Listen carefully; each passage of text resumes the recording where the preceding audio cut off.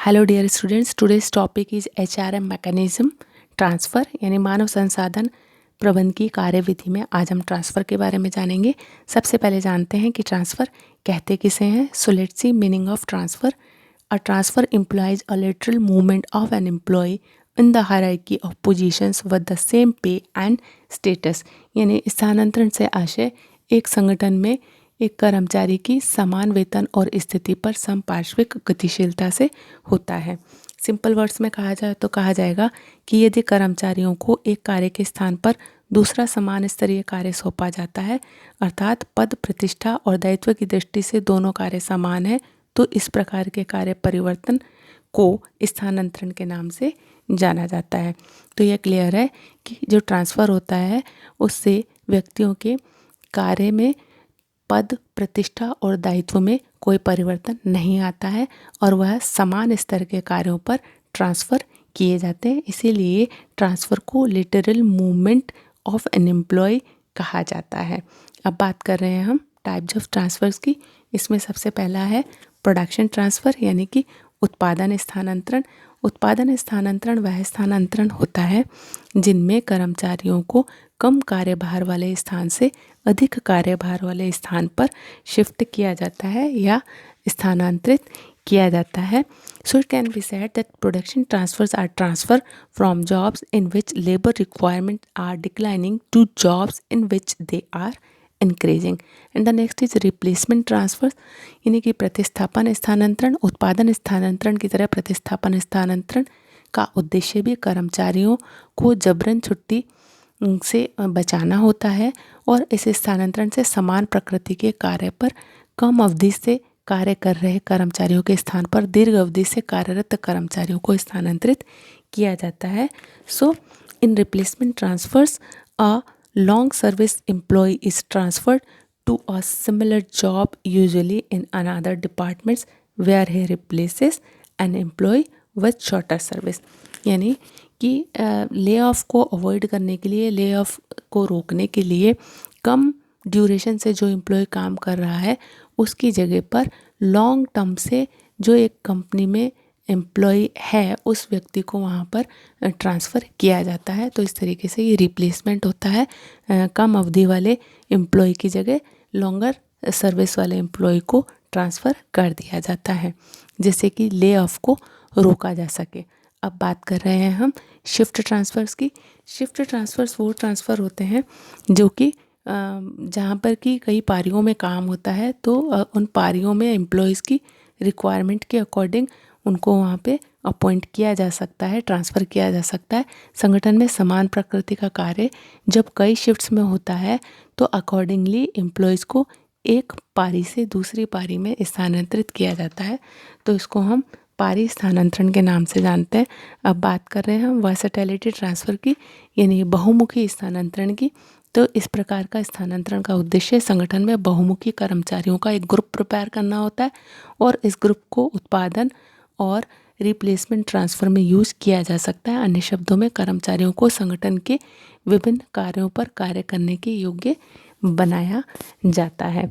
तो versatility transfer वह transfer होता है जिसमें कि जो टैलेंटेड और वर्सेटाइल एम्प्लॉयज़ होते हैं उनकी प्रतिभाओं का उपयोग किया जाता है और उनको प्रोडक्शन ट्रांसफ़र और रिप्लेसमेंट ट्रांसफ़र में यूज किया जाता है। These may be used in preparation for production or replacement transfer. The versatility transfer is also necessary for flexibility of operation in a small shop where there is not enough work on a particular job to keep a man busy।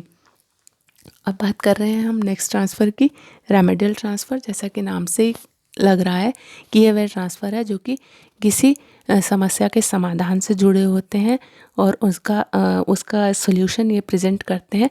This type of transfer is made for various reasons primarily concerning the person on the job. Initial placement may have been faulty or the worker may not get along with his supervisor or with other workers in the department. He may be getting too old to continue on his regular job or the type of job or working conditions may not be well adapted to his present health or accident record.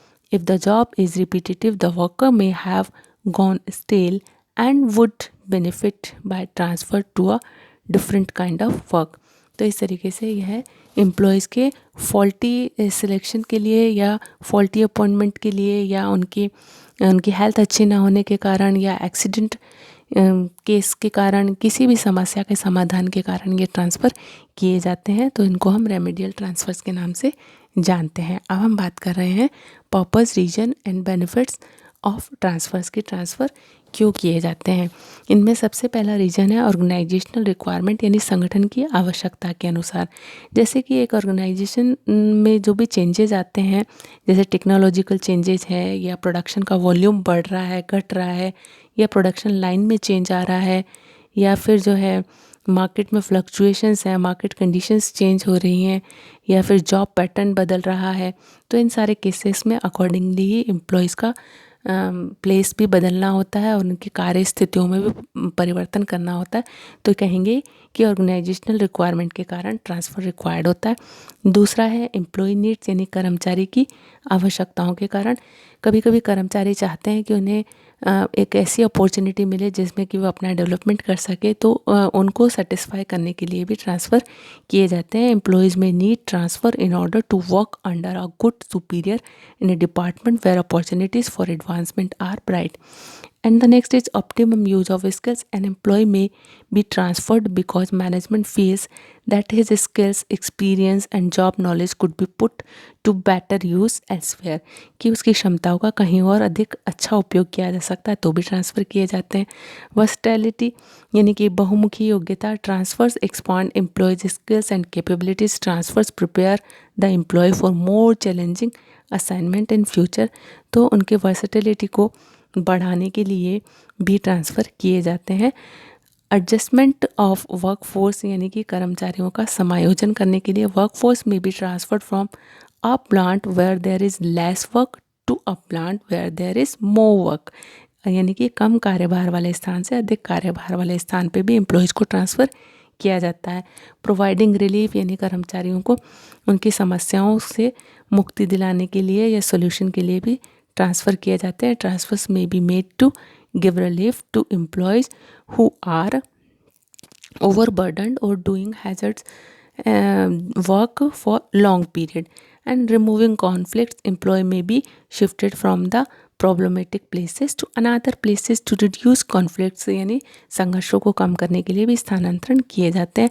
और as disciplinary device भी इसको use किया जाता है कि जब employees जो है डिसिप्लिन में नहीं हैं, तो एज डिसिप्लिनरी डिवाइस भी इसको यूज किया जाता है। Transfer are also use as disciplinary measures to shift employee who indulge in undesirable and antiform activities to remote areas. तो उन्हें दूर स्थानों पर भी स्थानांतरित किया जा सकता है, जैसे कि वह एंटीफॉर्म एक्टिविटीज़ या अनडिजायरेबल एक्टिविटीज़ को रोक सकें। अब बात कर रहे हैं हम problems and objections of transfer की। इसमें है इनकन्वीनियंट टू एम्प्लॉयज़, कि एम्प्लॉयज़ को अपने पर्टिकुलर प्लेस से दूसरी जगह पर ट्रांसफ़र करने से उन्हें काफ़ी इनकन्वीनियंस होता है, तो इसके ट्रांसफ़र के अच्छे परिणाम नहीं रहते। एडजस्टमेंट इश्यूज़ होते ही हैं कि एक व्यक्ति अपनी जगह पे अपने कार्य स्थान पर लंबे समय से एडजस्टेड होता है, सेट होता है, और फिर उसे वहाँ पे नए स्थान पे जाने में, नए व्यक्तियों के साथ में एडजस्ट करने में, नए कार्य स्थल पर उसे समस्याओं का सामना करना पड़ता है, तो एडजस्टमेंट इश्यूज़ आते हैं। अफेक्ट्स प्रोडक्टिविटी, जब एक्सपीरियंस्ड हैंड ट्रांसफ़र कर दिए जाते हैं तो ऑर्गेनाइजेशन की प्रोडक्टिविटी पर असर आता है, और एम्प्लॉयज़ का जो है साथ ही साथ में जो मोरल है वो भी अफेक्ट होता है, क्योंकि कोई भी व्यक्ति चेंज को इजीली एक्सेप्ट नहीं करते, तो इसलिए उनकी प्रोडक्टिविटी भी कम होती है, साथ ही साथ उनका मनोबल भी गिरता है। अनविलिंगनेस, की जो एम्प्लॉयज़ हैं वो नहीं चाहते कि उनका ट्रांसफ़र किया जाए। Employees are unwilling to move to an unknown place. अब बात कर रहे हैं proprietary interest in work place, कि जो कर्मचारी होते हैं उनका अपने कार्यस्थल से एक तरीके का अपनापन और एक स्वामित्व जैसी स्थिति उनकी होती है कि वो उसके साथ में जुड़े हुए होते हैं, तो इस तरीके से उस जगह से जाना उन्हें ठीक नहीं लगता है। They develop proprietary interest in their work place, उनको अपने स्थान से, अपनी सीट से, अपने उस जगह की जो भी मटेरियल है उनसे एक जुड़ाव होता है, जैसे कि डेस्क से, मशीन से, टूल से, लॉकर से, और उनको एक मालिकाना रुचि जैसे उनकी उसमें होती है, और फिर इजीली वो उस जगह को छोड़ना नहीं चाहते हैं। तो यह भी एक समस्या है ट्रांसफ़र में। डेवलप्स क्राफ्ट कॉन्शियसनेस, इसका ये मतलब होता है कि जो एम्प्लॉयज़ हैं उनमें एक ये इस तरीके की बात होती है कि ये वो उस पर्टिकुलर प्लेस के ऊपर ही बने रहना चाहते हैं। The feeling that no one should work outside his narrowly defined duties.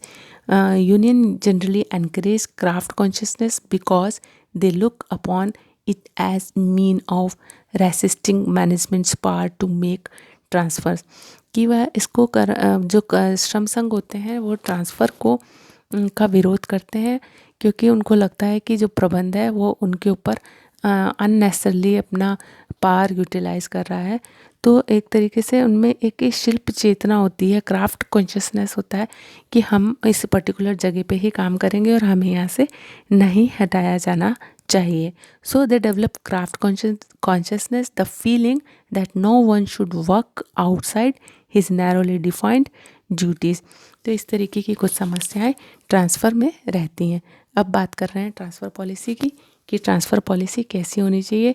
उसमें सबसे पहली बात है कि स्पेसिफिकेशन ऑफ सर्कमस्टांसेस, ये स्पेसिफाई किया जाना चाहिए कि किन स्थितियों में ट्रांसफ़र किया जाएगा। डन बाय ऑथराइज पर्सन, कि अधिकृत व्यक्ति ही स्थानांतरण कर सकता है। और इसी के साथ साथ जो है जॉब्स को भी कंसिडर किया जाना चाहिए, jobs from and to which transfer will be made, कि कहाँ से किस पद पे या किस कार्य से किस कार्य को जाना है, इसकी बात इसमें की जाती है।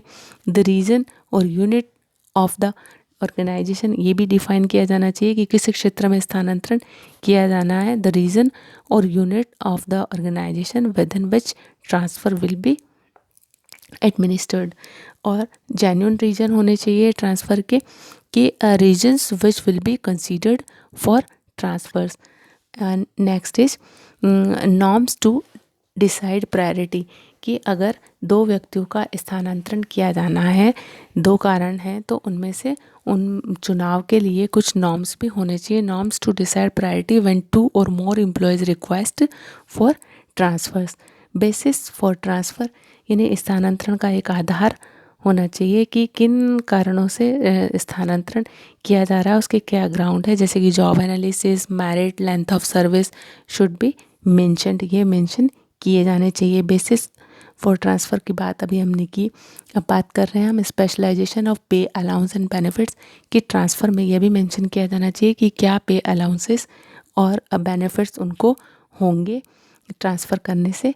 Other facilities to be extended, कि ट्रांसफ़र करने से उनको क्या फैसिलिटीज़ मिलेंगी, special allowances, packaging, luggages, transportation वगैरह मिलेंगी। ये सब इस ट्रांसफ़र पॉलिसी में क्लियरली मेंशन किया जाना चाहिए। फ्रीक्वेंसी एंड पीरियड के बारे में भी बताया जाना चाहिए कि कितने समय में ट्रांसफ़र किया जा सकता है, यानी इनके नॉर्म्स होने चाहिए। विदाउट एनी नॉर्म ट्रांसफ़र अगर किया जाता है तो उसको जेन्युइन नहीं कहा जा सकता। The frequency of transfers and the minimum period between transfers need to be decided upon, ये सब चीज़ें डिसाइड की जानी चाहिए। पॉलिसी में इसके बारे में होनी चाहिए कि किस तरीके से, किस फ्रीक्वेंसी पे, यानी कितनी बार, कितनी अवधि में किया जा सकता है, ये क्लियर होना चाहिए। क्लियरली डिफाइंड, यानी कि जो ट्रांसफ़र किया जाता है, ट्रांसफ़र उसको क्लियरली डिफाइन किया जाना चाहिए। Transfer should be clearly defined as permanent or temporary.